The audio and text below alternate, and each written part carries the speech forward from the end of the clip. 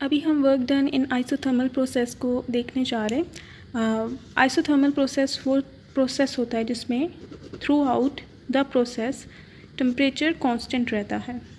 Okay, तो ऐसे process को हम आइसोथर्मल प्रोसेस कहते हैं और सारी चीज़ें इसमें वेरी कर सकते हैं हम, लेकिन उसका टेम्परेचर सेम रहता है। तो ये जो भी हम प्रोसेसेस अभी देख रहे हैं या work done for example find out कर रहे हैं, these are for the ideal gases. तो सबसे पहले हम वर्क का एक्सप्रेशन लिखते हैं, work done by the gas का एक्सप्रेशन।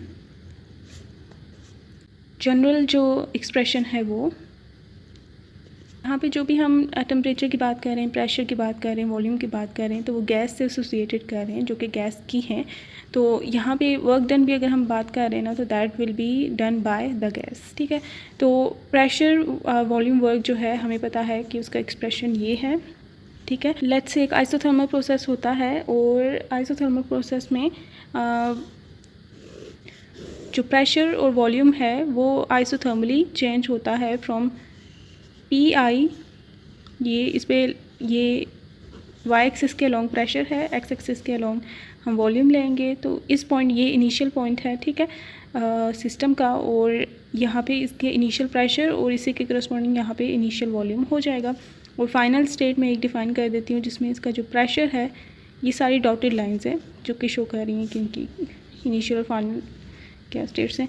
तो ये फाइनल वॉल्यूम हो गया। सो अगर ये आइसोथर्मली प्रोसेस होगा तो आइसोथर्म हमारे पास कुछ इस तरह का ये कर्व बनता है। ठीक है, इस कर्व के थ्रू ये होता है, और if the quantity of the gas is constant, तो ये फिर इन्वर्स रिलेशन का जो कर्व होता है ये वैसा बना कि हम जानते हैं बाय आइडियल गैस लॉ कि P V is equals to N R T है।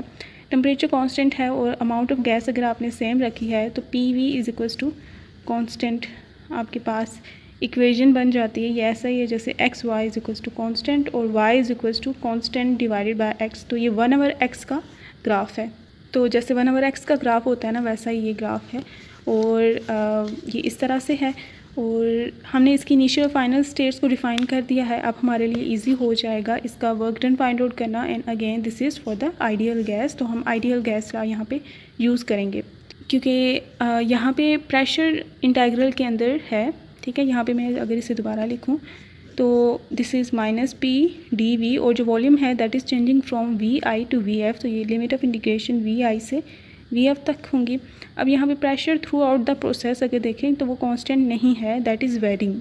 ठीक है, तो अगर ये वेरी कर रहा है तो ये इंटीग्रल से बाहर नहीं आ सकता। तो पहले जो प्रोसेसेस थे वो कम्प्लीटली हॉरिजॉन्टल होते थे, तो जिसमें आपको प्रेशर की एक ही वैल्यू है, दैट इज़ वाई वो कांस्टेंट है और बाहर आ जाती थी इंटीग्रल से। लेकिन ये प्रेशर जो है वॉल्यूम की चेंज होने के साथ साथ प्रेशर भी चेंज हो रहा है, जैसे इसी रिलेशन से भी हम देख सकते हैं। तो यहाँ पे ज़रूरत है कि हम प्रेशर को एक्सप्रेस करें इन टर्म्स ऑफ वॉल्यूम, क्योंकि जो डिफरेंशियल है या जो इंटीग्रेशन है वो भी वॉल्यूम के रिस्पेक्ट से हो रही है। तो आइडियल गैस लॉ से ही हम ये यूज़ करेंगे। एंड यहाँ पे प्रेशर की वैल्यू क्या आ जाएगी, P will be equals to N R T divided by V. ठीक है, तो N R T divided by V यहाँ पे हम पुट करते हैं, और V I to V F N R T by V D we.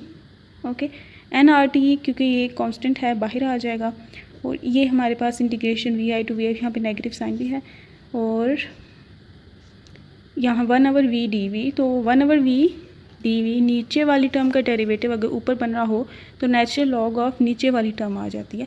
तो नीचे टर्म है v और इसका डेरिवेटिव v का डेरिवेटिव क्या होगा विद रिस्पेक्ट टू v, वो 1 होगा, और 1 ऊपर मौजूद है तो ये नेचुरल लॉग ऑफ v इसका इंटीग्रेशन आ जाएगा। तो ये that will be equals to minus N R T natural log of v, और limits of integration V I to V F जा रही हैं, और माइनस एन आर टी इसकी हम पुट करें तो natural log of V F minus natural log of V I आ जाएगा। और अगर 2 नेचुरल लॉग माइनस हो रहे हों तो हम नेचुरल लॉग 1 ले लेते हैं, और पहली क्वांटिटी जिसके साथ पॉजिटिव साइन है वी एफ आता है डिवाइडेड बाय ये वाली क्वांटिटी आ जाती है। आप एक ही नेचुरल लॉग में इसको लिख सकते हैं, ये माइनस इसकी पावर में ले जाते हैं। ठीक है, क्योंकि नेचुरल लॉग की प्रॉपर्टी होती है कि पावर में वो चली जाती है चीज़, तो ये जब इसकी पावर में चला जाएगा -1।